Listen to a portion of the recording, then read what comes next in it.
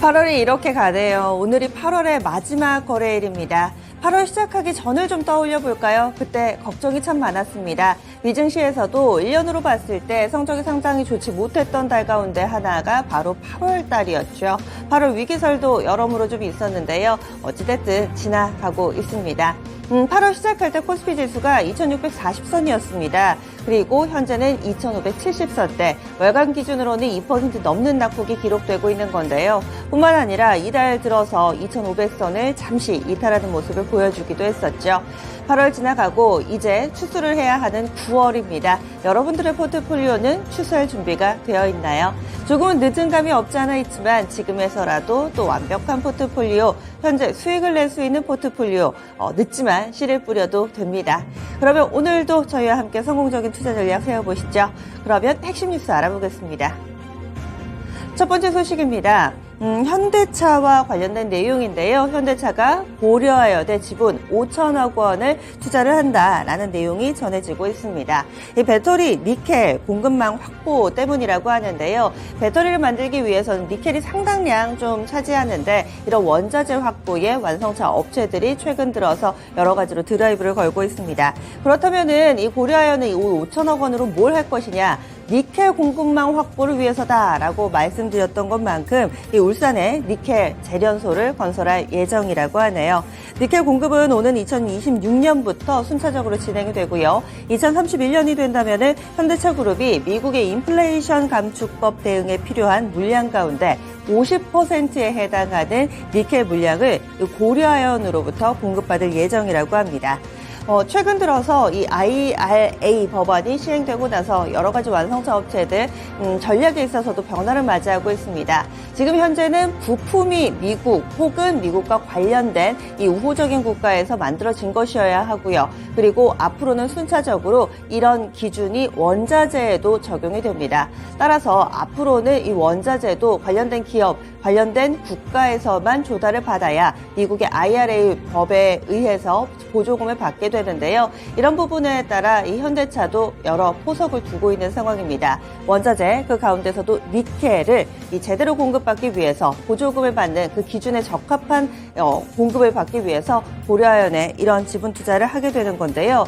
문제는 지분 투자 그리고 또 주당 얼마에 사느냐 이 부분도 많이 좀 궁금하실 겁니다. 주당 인수 가격이 50만 4,333원입니다. 총 거래 금액이 5,272억 원 규모로 지분을 받아오게 되는 건데요. 어제 고려아연의 종가가 54만 5천 원입니다. 그래서 존일 정가 대비로는 약 10% 정도 할인된 금액으로 지분 투자가 이루어진다라는 점이 확인됩니다.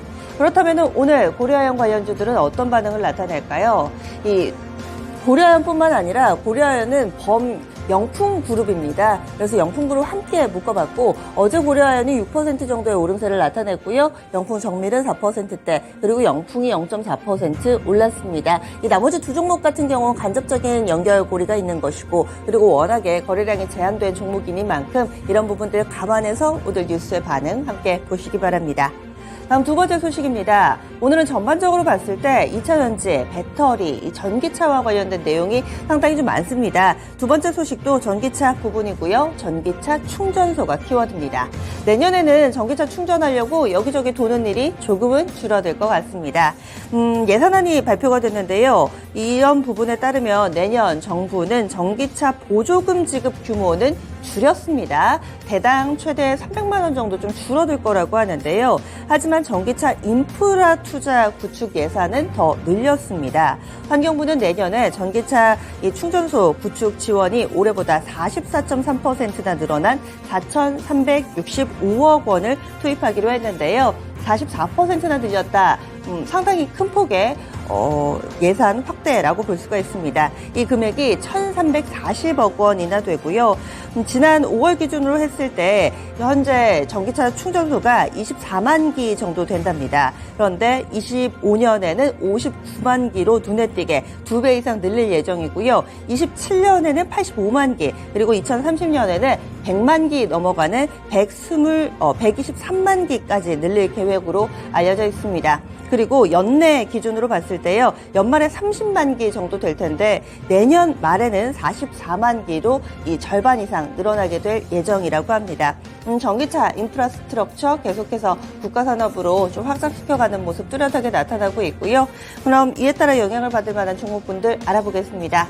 전기차 충전소 테마 오랜만에 좀 열어봅니다. 디스플레이텍 있고요. 휴맥스 홀딩스, 그리고 유라테크 이렇게 4종목 해당됩니다.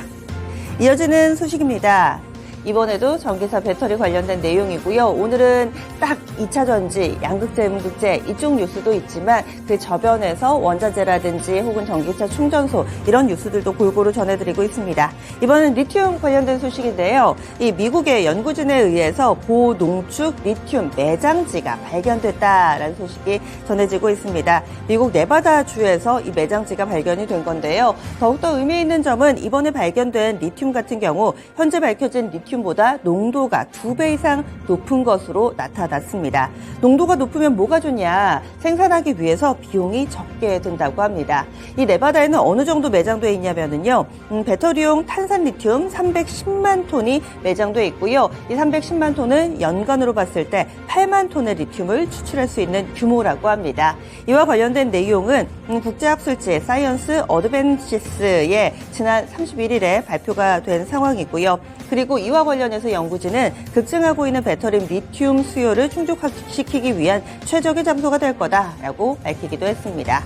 국내 관련주가 있을까 싶지만은 있습니다. 바로 이 IED, 이화전기, 이화트론, 세 종목은 그룹주로 지분관계가 좀 얽혀 있기도 한데요. 어제 이 뉴스가 좀 어느 정도 오후장에 영향을 미치면서 이트론은 상한가를 나타내기도 했습니다.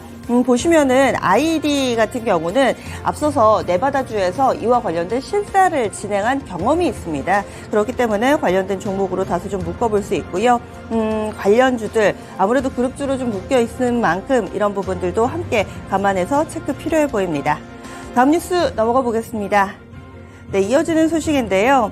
보시면은 이번에도 2차 전지와 관련된 내용입니다. 실리콘 음극재입니다. 그동안은 양극재 쪽으로만 상당히 좀 집중을 하셨다면 이제는 실리콘 음극재와 관련된 뉴스들도 좀 관심 가져 보셔야 되겠습니다. 속속 나오고 있는데 실리콘 음극재가 뭐가 좋냐? 기존의 음극재에다가 실리콘을 5에서 10% 정도 약간만 첨가하면은 충전 시간을 5분으로 단축할 수 있답니다. 이 실리콘을 첨가함으로 인해서 충전 시간을 눈에 띄게 줄일 수 있는 건데 여기에다가 주행거리도 획기적으로 늘릴 수 있기 때문에 실리콘 음극재 시장에 상당한 관심을 받고 있습니다. 그런데 문제는요, 상용화 시기입니다. 언제 상용화가 될까? 이 부분에 관심이 집중되고 있는데 내년쯤 될 것이다 라는 내용, 내년 하반기쯤 상용화가 될 것이다 라는 내용이 전해지고 있습니다.